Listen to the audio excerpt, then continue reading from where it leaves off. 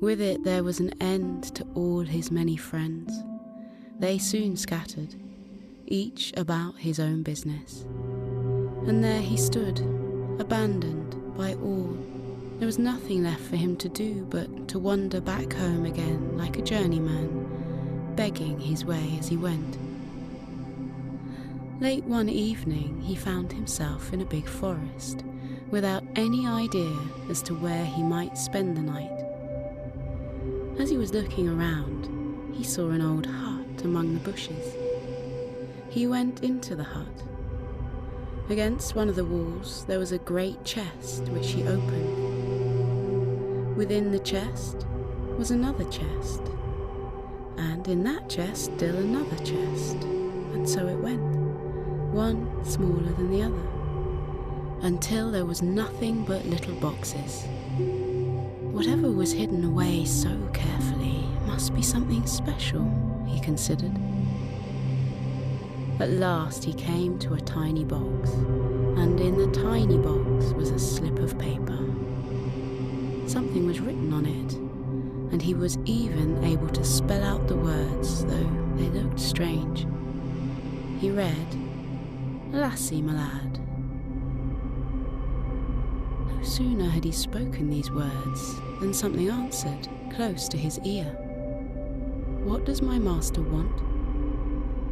He looked around, but saw no one. "That's strange," thought he, and once more read aloud, "Lassie, my lad." And just as before came the answer, "What does my master want?" "If there is someone about who hears what I say, he might be kind enough to get me a little something to eat," he said. And at that very moment a table was standing in the hut, covered with good things to eat. He at once began to eat and drink. "I have never had a better meal in my life," he thought. When he was satisfied, he grew sleepy and took up his scrap of paper again. "Lassie, my lad, what does my master want?" "Now that you have brought me food and drink, you must also bring me a bed to sleep in, a fine bed," he said. At once, a fine and handsome bed stood in the hut.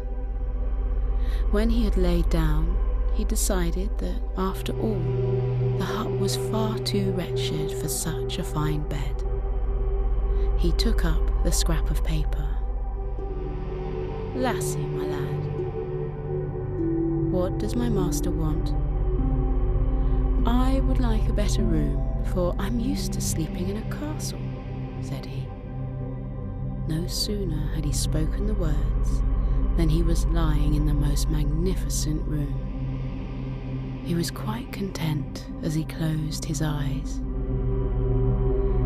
When he woke the following morning and looked around, he saw that he had been sleeping in a great castle. There was one room after another, all glittering so splendidly when the rays of the sun fell on them that he had to put his hand to his eyes. Wherever he looked, everything sparkled with gold and silver. Then he glanced out of the window and began to realize how beautiful everything was. Gone were the fir trees and juniper bushes, and in their place showed the loveliest garden, filled with beautiful trees and roses of every variety, in bush and tree form. But there was not a cat in sight, no less humans. He took up the scrap of paper, reading, "Lassie, my lad, what does my master want?" "I think I'm going to stay here," said he, "but I cannot live here all alone in this way. I must have servants and helpers." And so servants, maids and workers arrived. Some of them bowed and others curtsied, and now the Duke really began to feel content. Now it happened that another great castle lay on the opposite side of the forest. In it lived a king who owned the forest and many broad acres of field and meadow around about. When the king happened to look out of his window, he saw a new castle with weathercocks swinging to and fro on the roof. "This is remarkable," thought he, and sent for his courtiers. They came at once. "Do you see the castle over there?" said the king. Their eyes grew large as they looked. Yes, they saw the castle. "Who has built such a castle on my ground?"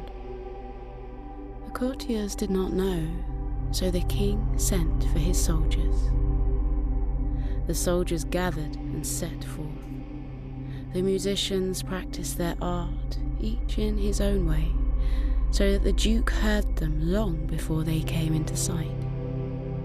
This was not the first time he had heard music of this sort, and he knew what it meant.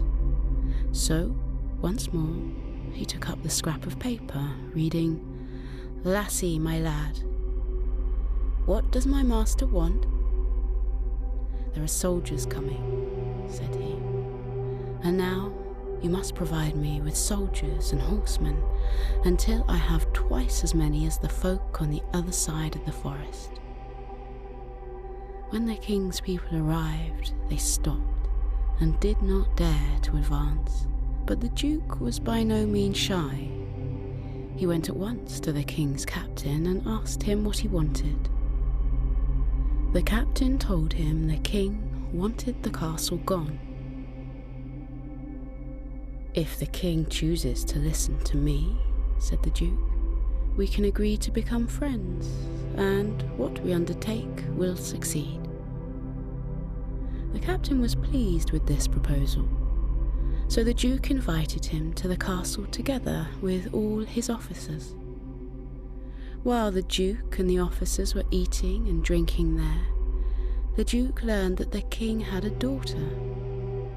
She was yet unmarried, and so lovely that her like had never been seen. She would make a good wife for the Duke, they said. And as they talked about it, the Duke himself began to think it over.